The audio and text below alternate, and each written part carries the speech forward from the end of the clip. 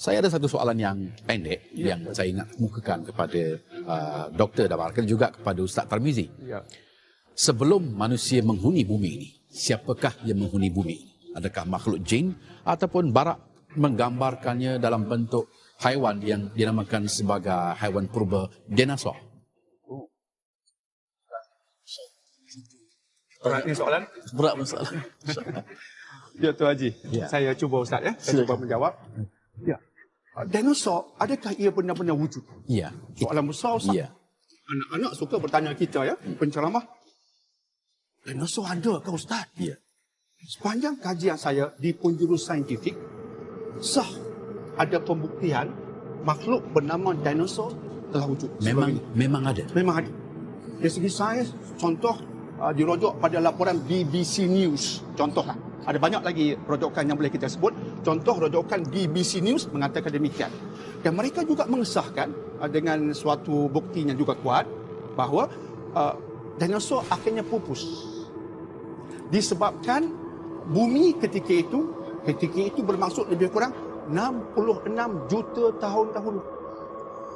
Lebih kurang 66 juta tahun dahulu, artinya di sudut sejarah Nabi Adam belum ada. Dan Bani Adam belum ada. Kalau Bani Adam dah ada, susah juga nak solat, nak beribadah, dikejar oleh dinosaur. Yeah. Jadi, dinosaur pupus lebih kurang 66 juta tahun terdahulu disebabkan asteroid. Maknanya maksud doktor sebelum diciptakan Adam, Ya.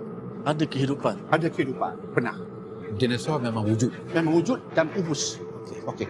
Tapi itu jawapan dalam konteks yang tak perlu sangat kita perincikan. Baik. Tapi yang tak saya perincikan ialah jawapan berdasarkan Al-Baqarah ayat 30. Baik. Itu lebih relevan. Wa iz qala rabbuka lil malaikati inni ja'ilun fil ardi khalifah sampai hujung ayat. Dan ingatlah ketika Tuhanmu berkata pada para malaikat, aku nak ciptakan di atas muka bumi ini makhluk bergelar khalifah. Malaikat bertanya, ataj'alu fiha may yufsidu fiha wa yasfiku dima? Kamu nak cipta makhluk yang akan mendatangkan kerosakan di atas muka bumi, bergaduhan hingga berlaku pertumpahan darah, sedangkan kami sedia mensucikan namamu. Jadi ada ulama bertanya dalam kitab itu, bagaimana malaikat boleh tahu bahawa Adam dan Bani Adam begitu perangainya? Ya. Baru Allah menceritakan apa yang bakal Allah buat. Malaikat sudah tahu. Jadi, nak ciptakan ya Allah makhluk yang bakal berkelahi sekian-sekian, timbul pertanyaan. Sedangkan sebelum itu tak ada manusia. Tak ada manusia. Adam belum terjadi. Kita lagi-lagi ada. Ya. Bagaimana malaikat boleh agak, boleh teka begitu perangai manusia dan ada kebenarannya? Ya. Allah tidak menolak. Cuma Allah akhirnya berkata, aku lebih tahu cara mendetail. Tapi Allah tak mengatakan you are wrong. Ada kebenaran. Tapi ada perincian kamu tak tahu. Pertanyaannya, bagaimana malaikat boleh tahu? Ya. Sebab itu dalam kitab tafsir, boleh saya buka kitab Qurtubi, Ibnu Katsir, Tafsir Al-Azhar oleh Hamka, pembahasannya agak panjang. Jadi, ulama mengatakan sebelum ini memang ada makhluk, iaitu jin. Satu pendapat yang agak popular. Ya. Dan kita bersetuju. Memang ada jin. Mungkin ketika jin menghuni bumi ketika itu, itulah perangai mereka. Maka malaikat melihat manusia pun lebih kurang begitu juga. Jadi mungkin mereka juga akan berperangai seperti jin. Tapi ada dalam kitab tafsir, Pak Haji, Ustaz, dalam kitab tafsir, sebagaimana dilaporkan oleh Hamka dalam tafsir Al-Azharnya, dalam kitab itu disebutkan, ada dalam kitab tafsir sebelum ini, ulama nukilkan kisah-kisah legenda. Contoh legenda Parsi yang mengatakan sebelum ada Adam, ada makhluk bernama Sim dan Rim. Makhluk bernama Hin dan Bin. Pelik namanya pun. Kononnya ada makhluk itu yang rupanya pelik. Kita menolak sebab dia legenda tanpa asas. Satu pendapat. Ada golongan sufi yang terkenal seperti Ibnu Arabi, pengarang kitab Al-Futuhat Makkiyah. Dia juga berkata sebelum Adam ada Adam. Maka tak terkejut, malaikat sudah kenal Adam sebab sebelum Adam ada Adam. Satu pendapat. Tapi bila kita kaji balik Ustaz ya, Allah sebut cuma satu Adam. Aku nak mencipta Adam. Itulah satu-satunya Adam yang Allah sebut dalam Quran. Cukuplah kita kali itu. Ya. Jadi nak menjawab tadi, apa ada sebelum ini? Tak mustahil, kata Hamka, ada makhluk sebelum ini yang berperangai seperti itu. Boleh saya nak kait dengan sains? Ya. Hamka mengatakan kalau ada pandangan manasabah yang tak bercanggah dengan akidah, membantu kefahaman, apa salahnya?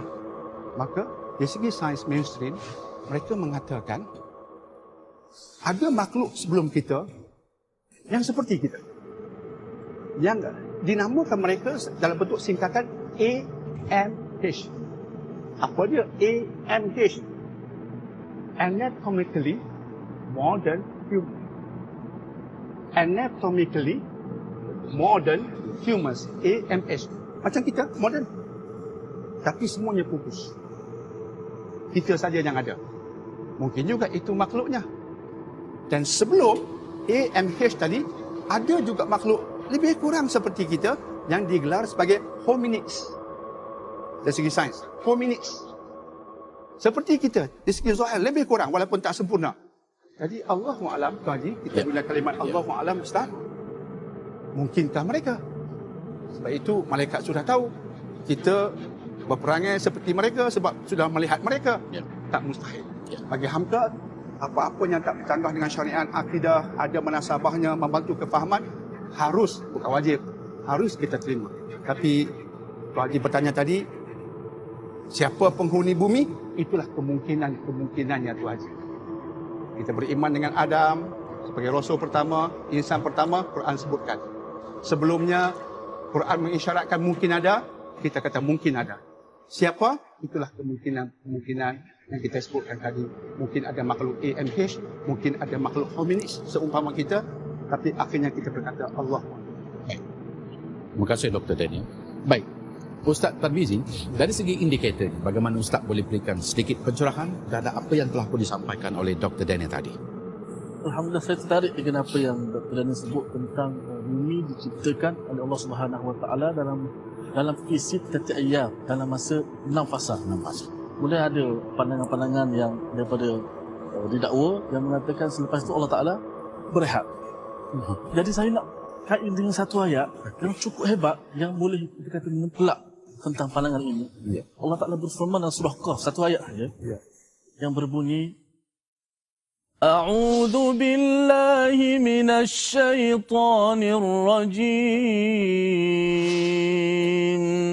وَلَقَدْ خَلَقْنَا السَّمَاوَاتِ وَالْأَرْضَ وَمَا بَيْنَهُمَا فِي 6 أَيَّامٍ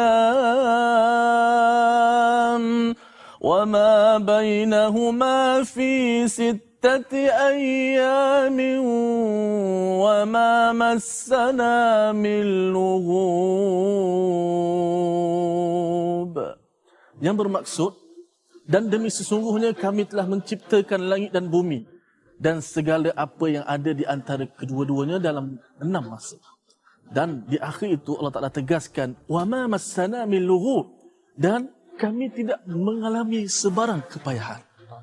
Saya harap Dr. Daniel boleh mencerahkan lagi.